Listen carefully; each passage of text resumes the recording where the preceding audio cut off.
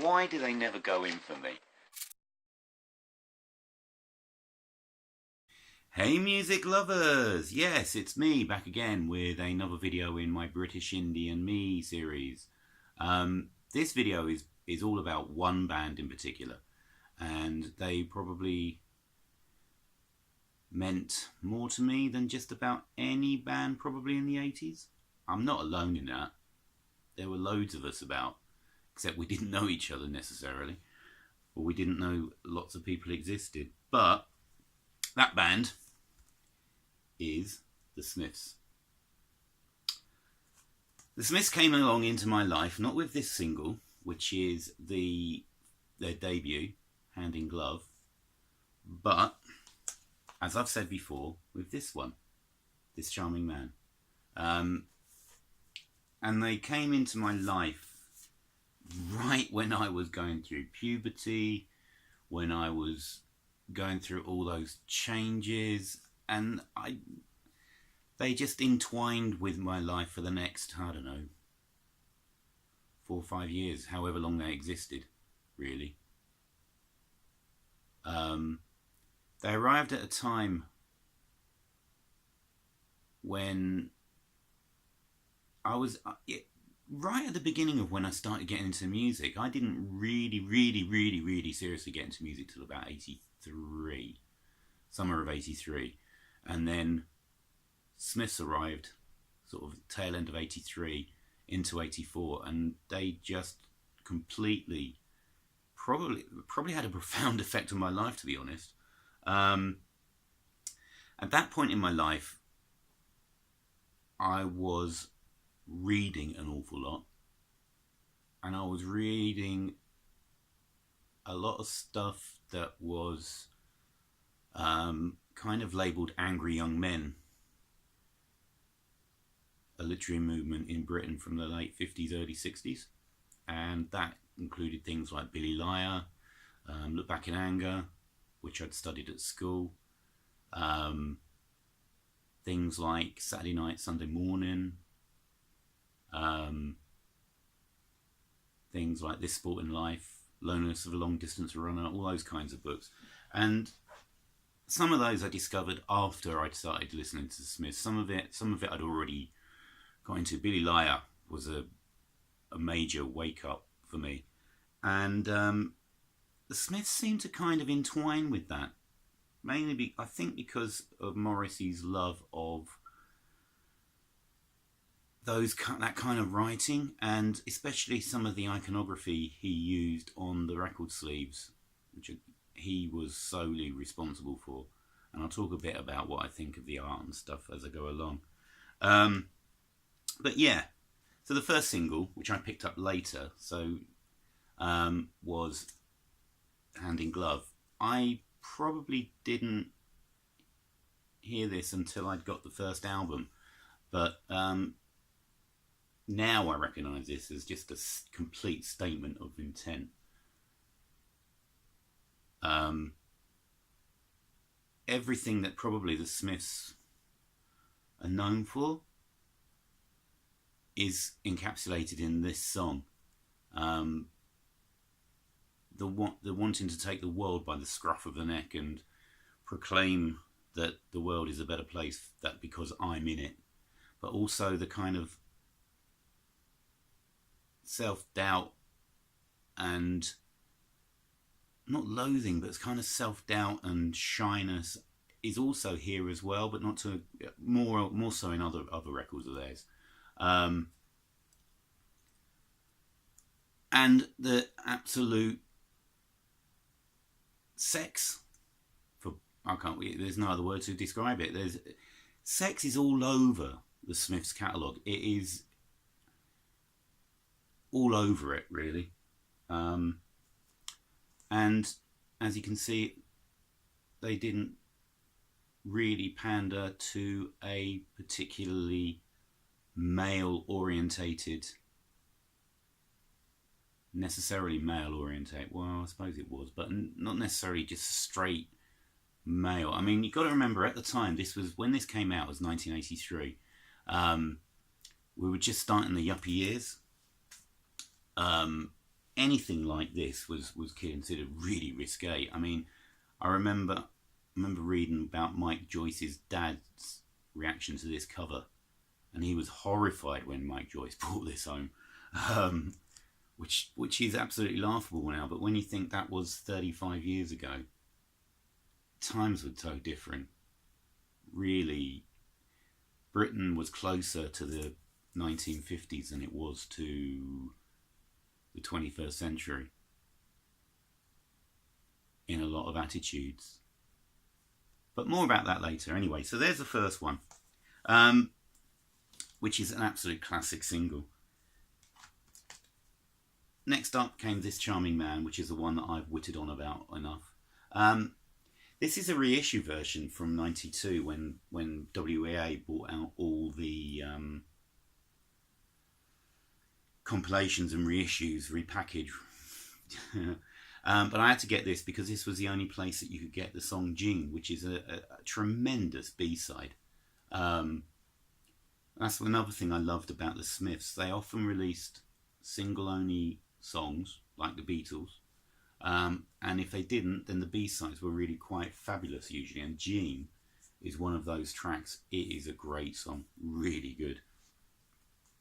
So I think I got the first album sometime in '84. It came out in February '84. I don't think it's just after my birthday, so I think I got it later on in the year.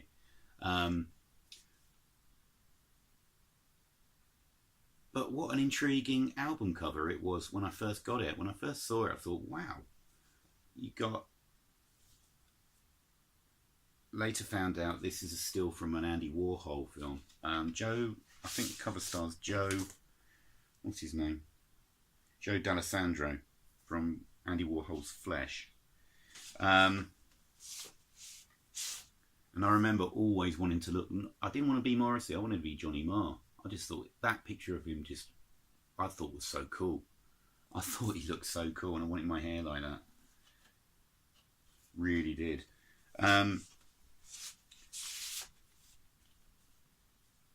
I love the name. I love that he had the name The Smiths, which is such an ordinary name. Even though in here it was anything but ordinary. So this completely blew me away. I couldn't believe how different this sounded to anything else I'd been listening to at the time. Morrissey's voice was, to me, an absolute revelation.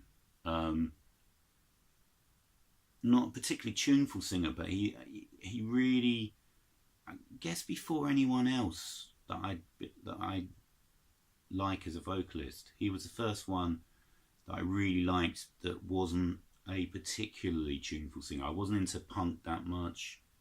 Most singers around that time were trying to be...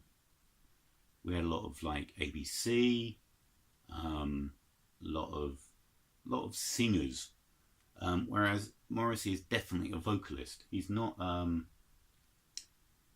he's billed on the record with voice, not anything else. And he was a voice. First track, Rule Around the Fountain. With its Reel Around the Fountain is a song kind of... It really crystallised what I found about the Smiths. It was... at the time I was kind of... As I said, I was going through puberty and stuff. And it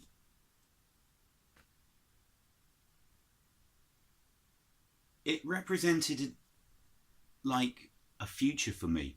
It was almost talking about life, how it might be sort of 4 or 5 years down the line when I was ready to take those first steps to adulthood. It talked about love and unrequited love and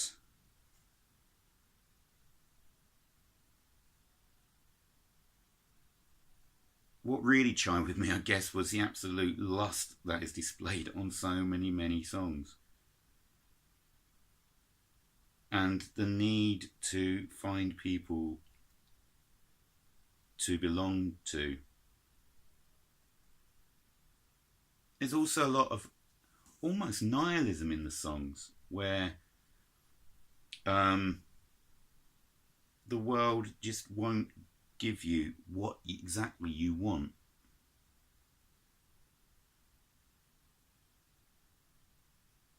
But what I got from there, so I love the music. Probably the music, I don't know, with the Smiths, they were funny.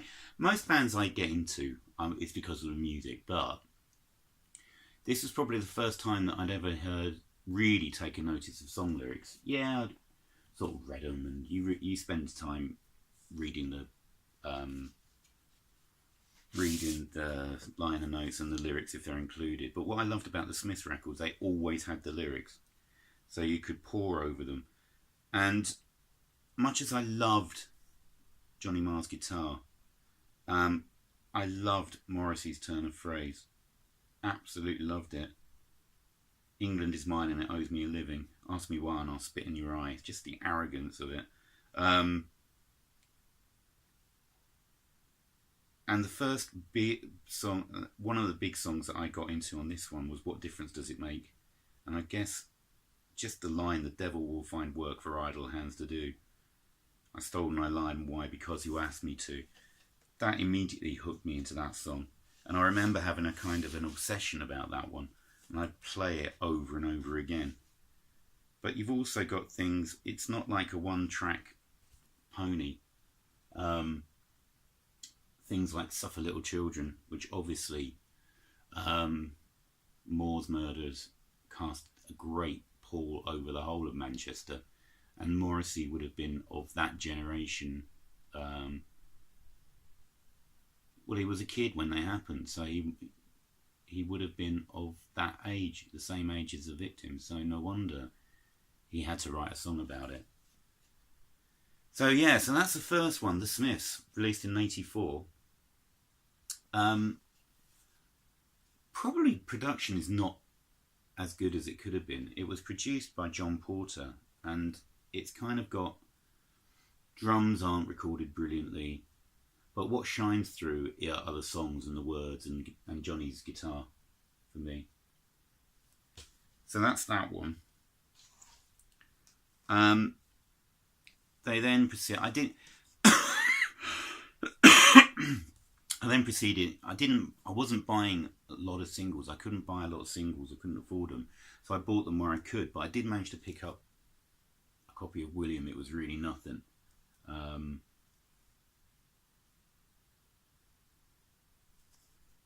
Which has one of my favourite Smiths songs on it. Please, please, please let me get what I want. Which kind of became an anthem for me for a time.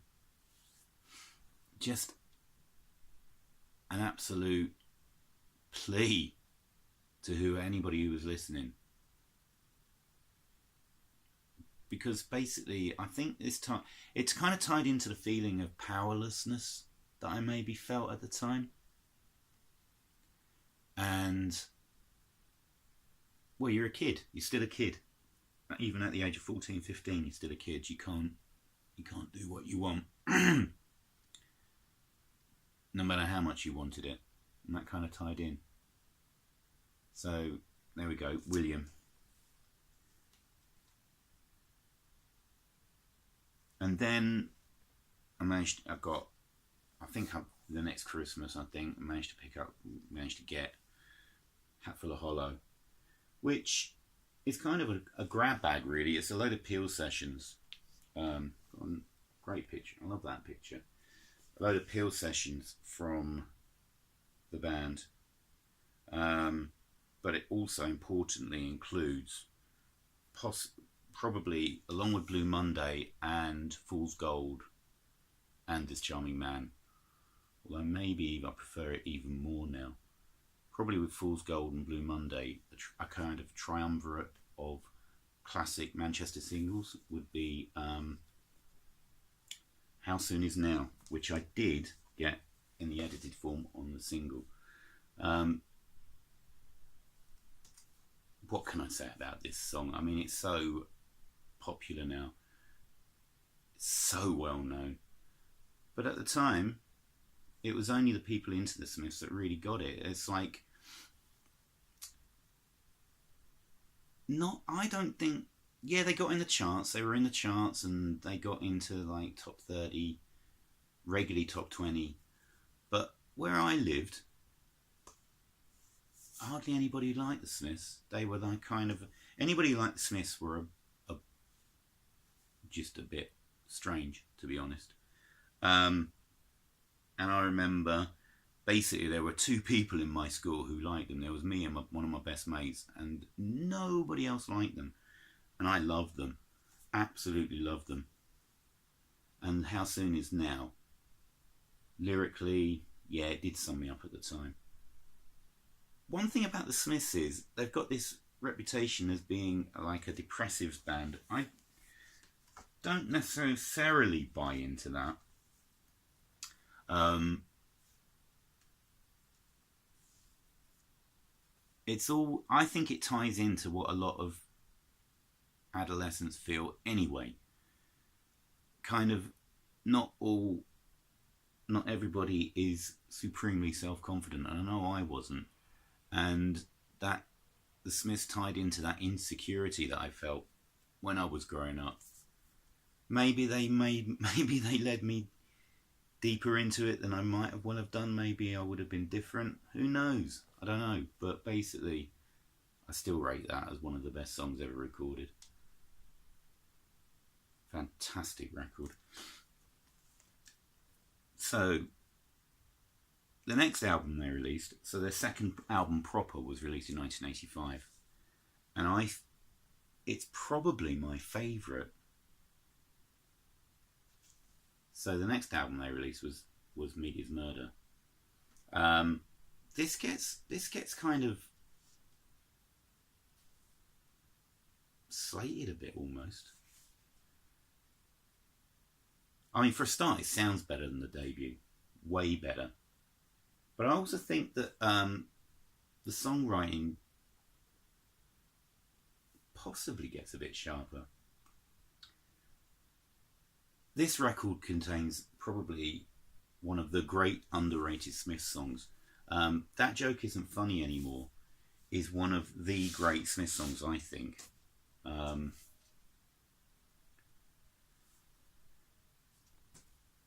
Dealing with depression. It deals with depression. And what I loved about the Smiths was they brought other lyrical content to the table that just nobody else was really singing about.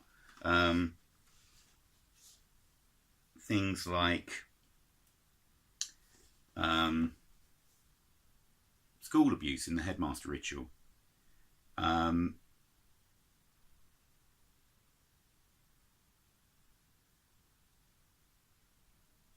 suicide, but in a kind of, it's all shot through like an early 60s kind of gauze, I feel, and that's what I always felt. A song like Rush on Ruffians seems like seemed to me to be like an almost a scene from Billy Liar or something, where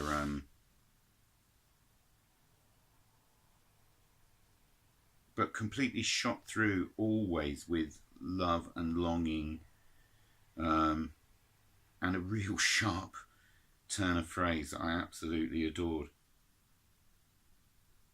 In fact, the whole... And what I like, the musical palette on this album also was different. You had things like Barbarism Begins at Home, which was actually pretty funky.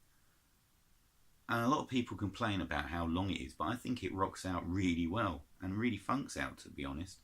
For White Boy Funk, it's a really good track. And of course, the title song did have an eventual effect on my life. Not immediately, though. It took me a long... It kind of percolated through, but it did stop me eating meat in the end. After other influences, friends, and various instances where we studied things in school. And but this is the one that started me thinking about it and planted the first seed. So I'm not going to say that that song changed my life completely, but it certainly planted seeds in my head, which as Smiths did all the time.